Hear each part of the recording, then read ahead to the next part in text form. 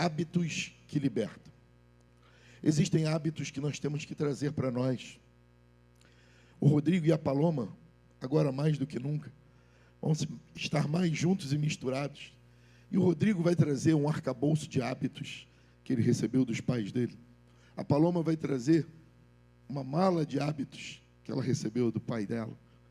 E juntos eles vão ter que adequar esses hábitos para quando chegar os trigêmeos. Eu tenho que profetizar, né, irmão? Vai se cumprir em alguém, né, Joyce? Né, João? Os trigêmeos, há de vir. Né, Vitória? As trigêmeas, né? Então, haja não um hábito certo, mas o hábito errado, mas um hábito de Deus através do que Deus tem para nós. Em primeiro lugar, gente, na quinta-feira, quem esteve na quinta aí e recebeu, dá um glória a Deus. Não falte as quintas-feiras, que seja uma questão de hábito também, tá bom? Não puder vir, coloca lá no online, tá? Porque, por exemplo, o que eu vou falar hoje tem muito a ver com o que eu preguei na quinta, porque eu sou meio chato didaticamente e eu ligo uma coisa na outra. Mas domingo eu falei a respeito do que significa hábitos, né? A etimologia hábito, da palavra hábito, ela vem do latim, que significa modo de ser, estrito senso, né? Aparência, condição adquirida. Isso é a palavra na sua essência. Mas, trazendo para o português, hábito é algo que a gente adquire com a prática. De tanto a gente fazer, Lene, a gente acaba repetindo e, às vezes, sem pensar. Porque se tornou um hábito. Na filosofia, quem mais falou de hábitos, Lívia? Você que é minha aluna de filosofia, nas horas mais difíceis, né?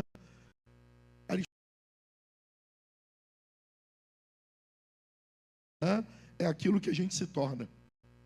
Olha a importância, então, de moldar o hábito. Se a gente tivesse condições de resumir, hábitos seria aquilo que cultivamos e se torna uma corrente para voarmos ou nos aão. E tem uns versículos que eu não vou dar agora, posso colocar no grupo da igreja. Hábitos da leitura da palavra, hábitos de louvor, hábitos de congregar, hábitos de generosidade. Também, em Hebreus 10, 25, sobre esse hábito. Não deixamos de congregar. Em 1 Coríntios 9, 27, Paulo falou, aleluia.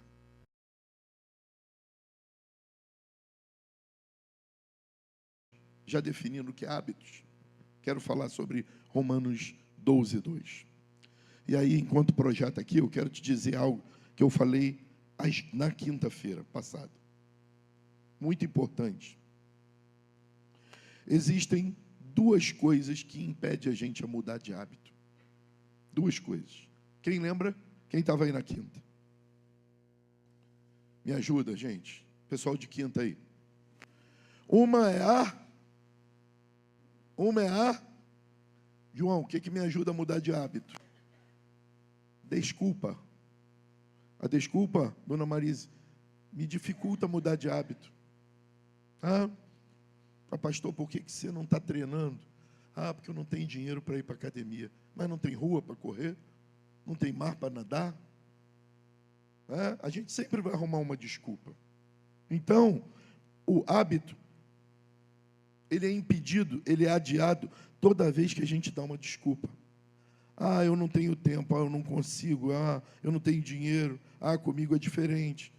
Engraçado, a gente tem dinheiro para comprar 2 pizzas, mas não tem dinheiro para pagar a academia. Por quê? O hábito, a prioridade, virou a pizza, virou o McDonald's. Então, se a gente quer mudança, já que hábito é aquilo que a gente é, e anote só aí, Moniquinha, a gente é aquilo que ama. A gente é aquilo que ama. A gente passa a ser aquilo que a gente ama. E anote aí outra coisa aí.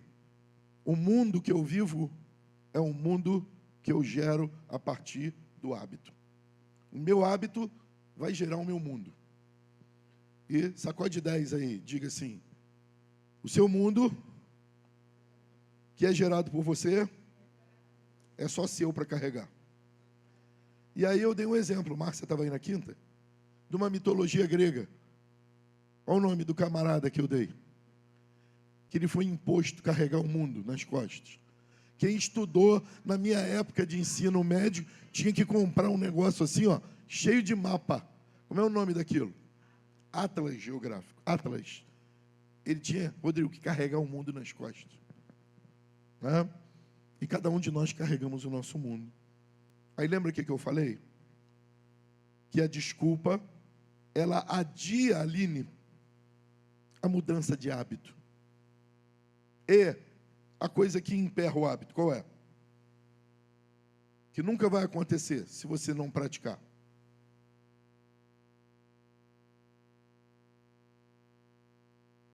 QD, gente, quinta-feira.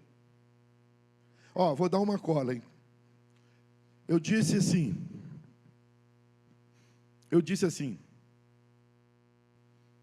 a criança faz isso porque ela espera que alguém faça por ela. O adulto não. Ele levanta e faz. Em qual fase da vida você está? O que é? Que emperra a mudança de hábito. Para, Paloma. Ele para. Quando você começa com isso, pode crer que você vai estacionar, não vai sair dali. Eu repeti. Na quinta-feira eu falei. Essa questão que emperra a mudança de hábito, a criança faz o tempo todo. Por que a criança faz isso? Porque ela espera que alguém faça por ela. O adulto não. O adulto levanta e faz. O que é? A reclamação. O que é um clamor? O que é um clamor, gente? É um pedido. Não é? Clamação. Clamar. Um clamar. Só que a do repetir, é a reclamação. A criança faz isso o tempo todo. Para alguém fazer por ele. Tá? E aí uma das coisas que a psicologia traça, seja para o psicólogo ou para o terapeuta, se aquela pessoa chega no seu consultório e ela reclama muito, você tem um grau de ver em que faixa etária ela ainda está.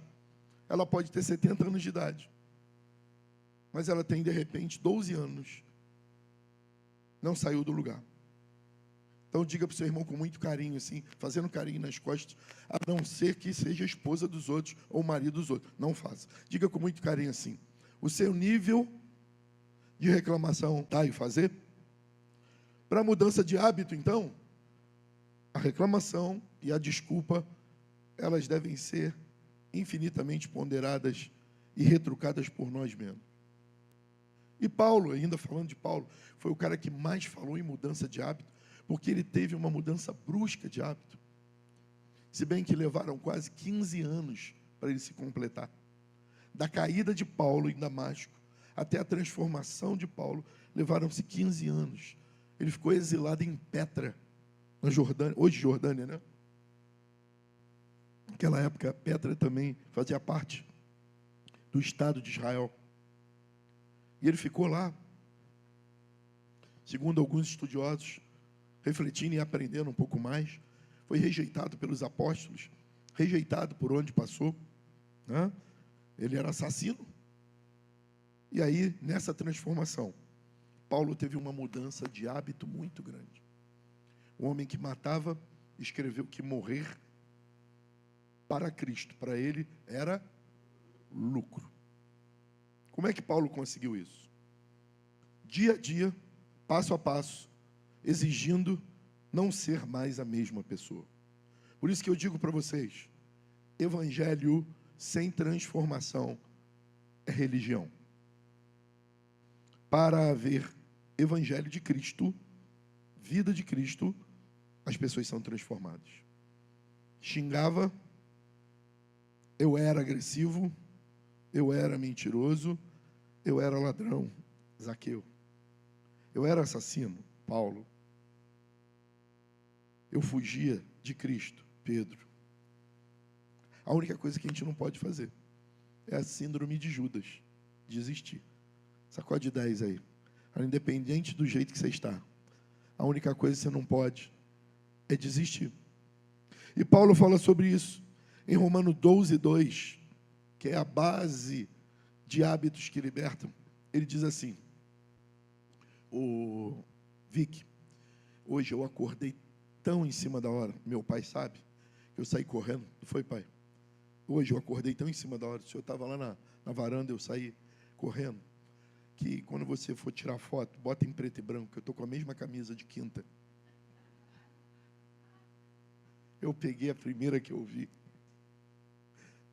Na segunda-feira, o meu quarto, o Lucas diz, né, quando ele era pequenininho, dizia assim: e amor, ô mãe, o quarto da senhora está igual ao amor de Deus. Aí, né, Tiago? Aí, por que, Lucas? Não tem aquela música que diz: o amor de Deus como um furacão. Casa de pastor, segunda-feira, você tem que ver, filho. Ontem, 3 aniversários, né, pai? Meu pai foi meu escudeiro ali comigo, em todos eles, né? Chega a estar rouco, né? Quinta-feira eu me excedi aqui, que eu me empolguei aqui. Deus, na quinta-feira, quem estava aqui, gente? Dá glória a Deus. Eu ainda estou impactado pela palavra de quinta-feira, né? Essa semana eu tive que dar uma aula também mais calorosa, né, sobre Setembro Amarelo, um grupo de pessoas, enfim. Estou um pouquinho rouco, mas glória a Deus, né? Porque ainda tenho voz. Então, Vic, vê se dá para botar uma cor diferente lá, fazer uma montagem. Bota uma cruz aqui, dá um jeito aí. Tá bom, gente? Vamos lá.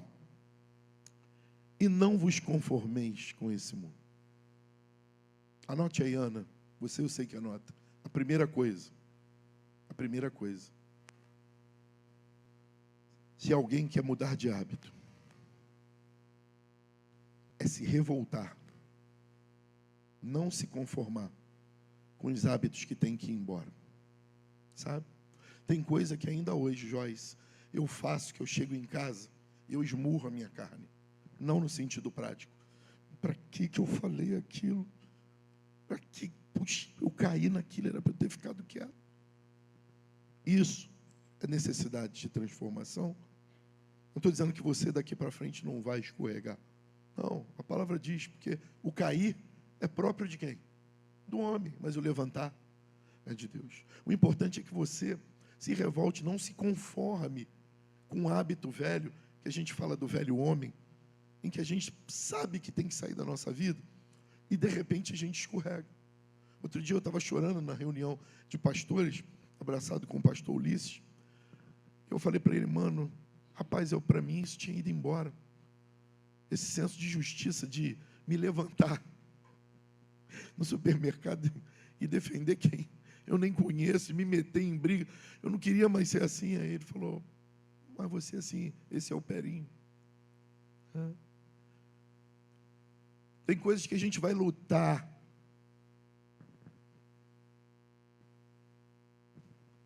para mudar até no final da vida. E algumas a gente não vai conseguir. E mesmo assim a gente vai ser salvo. Sabe por quê? A graça de Deus é que vai nos salvar. Nós não vamos nos salvar. O pastor não vai nos salvar. A igreja, Casa e Vida ou qualquer não vai te salvar. Quem vai te salvar é a graça de Deus. Agora eu tenho certeza que, como eu exigi os meus filhos, como meu pai me exigia a ser um dos melhores alunos de matemática, e eu não conseguia, e meus filhos não conseguiam, porque eu olhava e sabia os limites dele. Deus conhece os nossos limites, gente. O que a gente não pode, diz o apóstolo, é não se conformar. Pastor, mas está dizendo com este século. Bem, existem 2 definições de mundo na Bíblia. Para eu não me estender muito, séculum, em latim, séculum significa coisas próprias do homem, o tempo do homem, o que ele cria. Então, Paulo está dizendo: não vos conformeis que as coisas que os homens geram, que os homens criam. Mas quando a gente pensa nisso, a gente pensa em pecado, a gente pensa em coisas mundanas, mas não, coisas que nós criamos mesmo, porque nós, às vezes, muitas vezes, somos suscetíveis a criar nossos deuses. E hábitos são como deuses. Presta atenção. Tudo aquilo que não precisa ser de gesso, nem de madeira, Tudo aquilo que a gente coloca no lugar e no tempo de Deus se transforma um ídolo, um falso Deus, inclusive um hábito. Tudo aquilo. Preste atenção, isso é muito sério. Elias é um profeta muito amável. Mas tem um momento que lá no Monte Carmelo ele diz para o povo: Israel, até quando vocês vão cochear entre dois deuses? Se vocês querem o hábito de Baal, sirva Baal. É como se Elias falarem: quer ir para o inferno? Vai com decência. Agora, se quer servir a Deus, busque os hábitos do nosso Deus. Paulo fala isso, ele diz assim: sede meus imitadores, como eu sou imitador de Cristo. Ele está falando de hábitos. O que Jesus fez, como ele andou, como ele falou, como ele se portou. Não é fácil, gente. É um gabarito muito difícil de ser aprovado. Mas se Paulo pôde, se Pedro e João, subindo para adorar no templo, olharam para um homem ali jogado e disse: não tenho ouro, não tenho prata. Mas antes disso, o que ele fala, Marcelo? Olha para nós. Olha para nós. Nós somos referência. E essa semana ainda me mandaram um vídeo, irmãos, de um pregador dizendo para não olhar para ele, nem olhar para os homens, nem para a igreja, porque a igreja e os homens são falhos. Olha para Jesus. Pelo amor de Deus. Deixa eu perguntar uma coisa. João, como é a cor do cabelo de Jesus? Ô Pedro, qual é a cor da pele de Jesus? Ô Marcelo, Jesus fala em que língua? A minha maneira de ver Jesus, em primeiro lugar, é a palavra dele. Em segundo lugar, é o meu relacionamento com você. É você quem revela Cristo todo dia na tua casa, no teu trabalho, na tua rua, no teu condomínio, na tua família, no teu casamento, para quem está do seu lado. É por isso que ele está dizendo: não vos conformeis com esses séculos, mas se transforme pela renovação da vossa mente. Ou seja, é de dentro para fora. Sacode 10 e diz assim: tudo começa na alma. A alma é a mesma coisa que sentimentos para os gregos. É aquilo que a gente sente. E aí, eu tenho algo muito sério que eu ouvi do Espírito Santo para falar para vocês aqui nessa noite, essa manhã. Está escuro, né? Aqui é sempre noite. É bom que a gente sai, né? A alegria vem pela manhã, não é não, Marcelo?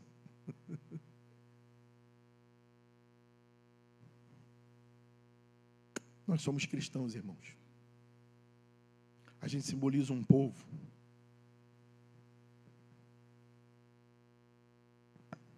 que no primeiro século tinha a seguinte escolha: arena, leões ou renega Cristo. Espada, decapitar ou então nega Cristo. Esquartejamento de toda a família, do menor para o maior. Os pais viam seu filho sendo cortado em 4, ou renega Cristo. E eles iam cantando para a morte. A gente representa esse povo. Eu preciso que você leia. Eu preciso que você leia. Um homem que conhecia Deus, mas não é um bom identificador de um bom cristão, chamado Monteiro Lobato. Ele escreve: um país se faz com homens e livros. Eu digo que a eternidade se constrói com a leitura da palavra. Paulo, quando vai ser preso, ele pede a Timóteo alguns favores para trazer Lucas, que ele estava doente. Timóteo 4. Depois você lê lá. 2 Timóteo 4. É quando ele diz: combati o bom combate. Ele estava indo para ser decapitado. E ele pede assim: traz os meus pergaminhos, a Bíblia, e também tragam os meus livros. Era um homem instruído, que lia tudo para ajudar. Então, por favor, anote aí no seu celular. Eu te peço com carinho, com amor. Anote, por favor. A era dos mártires. Dá para projetar aí, Miguel? Busca no Google aí. A era. Eu já pedi 100 vezes para comprar esse livro. Tem em PDF. Tem também em audiobook no YouTube. Quem quiser dirigindo e ouvindo. A Era dos Mártires, de Justo Gonzalez. Vê se acha aí, Miguel, e projeta. A Era dos Mártires. Quem puder, bota no grupo da igreja a capa do livro. Nunca mais você será o mesmo cristão depois que lê esse livro. Ei, olha para mim. Eu leio todo ano esse livro. Ele é fininho, para eu saber quem eu sou. O meu sacrifício hoje é de adoração. É de estar aqui rouco pregando. Mas já houveram pessoas, Rodrigo. Desculpa, porque eu me projeto para o Bento. Se hoje o governo de Nero voltar, a minha família vai ser uma das primeiras a serem presas. E era esquartejado, do membro mais novo para o membro mais velho. Alguns não eram nem esquartejados. Nero queria visitar os jardins dele à noite. E ele passava betume nos cristãos, pendurava num poste e tacava fogo no jardim, para ele olhar para as plantas e com um grito e gemido dos cristãos, ele escutar como uma melodia no jardim dele. Eu posso ouvir um misericórdia? Não diga que esses irmãos morreram em vão. Então eu quero te pedir só um favor. Não diga mais que você não vai fazer e mudar de hábito porque você não gosta. Você é um cristão. Um cristão não tem querer. Ele não faz o que quer. Um cristão faz o que é preciso. Amém ou não amém? Anote isso aí, para você botar na sua geladeira. A partir de hoje, eu não faço o que eu quero e o que eu gosto. Eu faço o que é preciso. Isso vai nos fazer mudar de hábito, para serem bons maridos, boas mulheres, bons empresários, bons patrões, bons empregados. Porque o hábito é esse aí mesmo. Olha aí, gente. Olha a capa. É gente esquartejada e olha a quantidade de pessoas, a exemplo de Jesus, que foram para a cruz. A Via Ápia, a principal via romana, era uma via de crucificação. Não vou contar, não vou dar spoiler do livro. Mas você precisa ler esse livro. É uma série de 10 livros, esse é o volume. É um. Tem a Era dos Mártires, a Era dos Reformadores. Mas compra esse, ou adquire esse em PDF. Sabe, irmãos? Não vos conformeis com este mundo, com esse século, com as coisas que você tem gerado, com o mundo que você criou, mas transformai-vos pela vossa mente. Para só aí, Marcelo, porque geralmente se prega o quê? Que a vontade de Deus é boa, perfeita e agradável. Sim, mas há uma condicional, Marcelo. Sabe? Para que experimenteis. É uma condição, Dudu.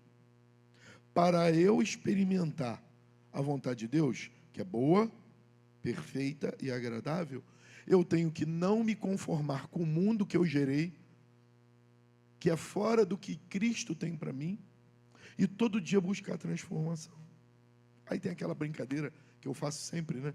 Eu nasci assim, eu vivi assim. A gente não é crente Gabriela. A gente é crente maduro. A gente levanta e faz. A gente é adulto. A gente não faz só o que quer. A gente faz o que é preciso. Quantas vezes a vontade é ficar em casa? Meu pai está aqui, ele vai fazer 80 anos, terça-feira, vai pagar o meu almoço. Digam glória a Deus. Eu falei, eu vou sair da escola e eu vou pagar o seu almoço. Ele, não é necessário. Eu falei, tá bom, então o senhor paga o meu. Aleluia. Recebe aí, gente. E aí ele pediu para convidar, né? Que domingo à noite, no culto, ele quer dar uma palavra de gratidão a Deus, quer receber uma oração como foi o casal hoje, e já tem bolo encomendado, salgadinho, torta salgada. Dá glória aí, pai. Eu quis pagar também, mas ele disse para a Luciana, não, deixa comigo. Aí eu falei, amém. Eu não brigo com as bênçãos, que a Bíblia diz que a bênção nos acompanharia, né, Marcelo? Então, se ela vem, eu digo amém, né, pai? É isso aí. Está com o meu sapato, agora que eu vi. Esse sapato eu só venho em cultos solenes, pai. Eu fui nos 15 anos. Esse sapato é o filho solteiro filho único de mãe solteira. A calça também é minha, pai. Deixa quieto, né? Vai ter que pagar o almoço mesmo, Marcelo. É o aluguel. Mas o que eu estava falando do meu pai, né? E do aniversário. Ações de graças. Tá? Nós precisamos o tempo todo estar pensando em ações de graça. O que eu acordei? Consegui almoçar, consegui tomar café. Tudo dai graças, em tudo dai graças. Uma das coisas que eu sempre oro quando eu vou me alimentar. Por exemplo, hoje de manhã, nós criamos o hábito de tomar café juntos aqui. Os pastores na parte da manhã e os irmãos que puderem vir. Todos são convidados. E aí a pastora falou, quer requeijão? Eu falei, não. Quer manteiga? Aí eu olhei para a Doriana, que ela me olha assim. Aí eu falei, manteiga é melhor. Quer isso, quer aquilo? E aí vem sempre a minha mente, né? A gente pode escolher. Mas houve um tempo em que Paulo, Roberto e Neide de Oliveira eram casados, que a gente não podia escolher, né, pai? A gente comia o que tinha, né? Se era bertalha, caruru e bife de fígado, amém. Se era o ovo que Dona Madalena mandava, amém, minha avó. Guerreiro, inspetor de aluno, professor, minha mãe normalista, professores. Andava de bicicleta, me levando na bicicleta para a escola.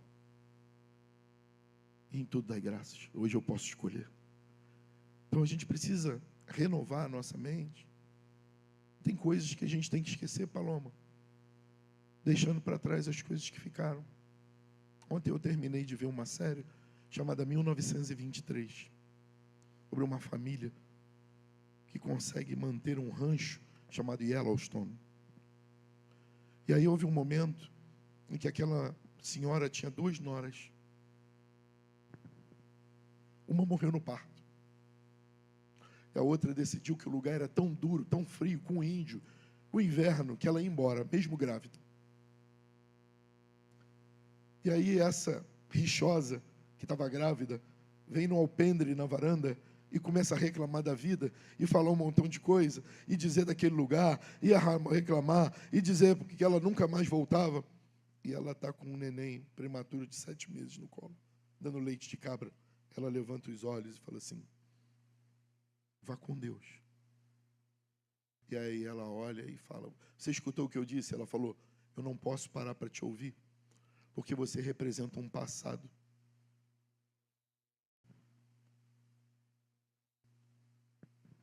Não só de ingratidão, como de infidelidade.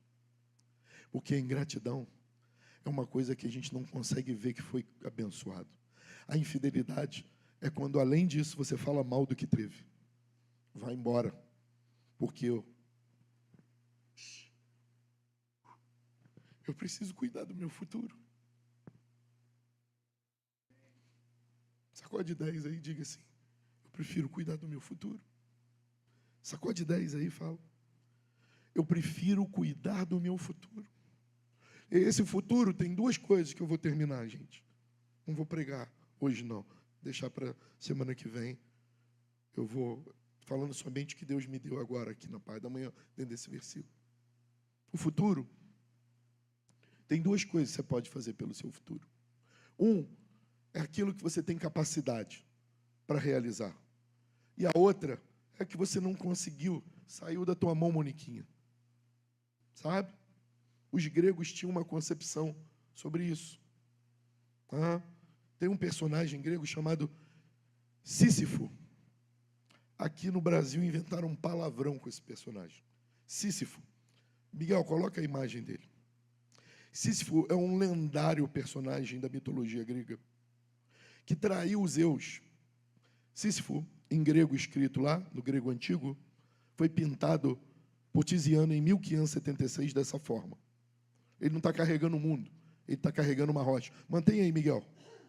Sísifo, ele cagueta Zeus, o deus dos deuses romanos, que pegou a filha de um homem e levou para a eternidade com ele. E Zeus, então, manda o deus da morte falar com Sísifo, e ele engana a morte, Ele engana o Tártaro e engana Hades. E ele não só consegue voltar à vida, como ele consegue castigar a mulher dele, porque casou com outro e esqueceu dele. São mitos, gente.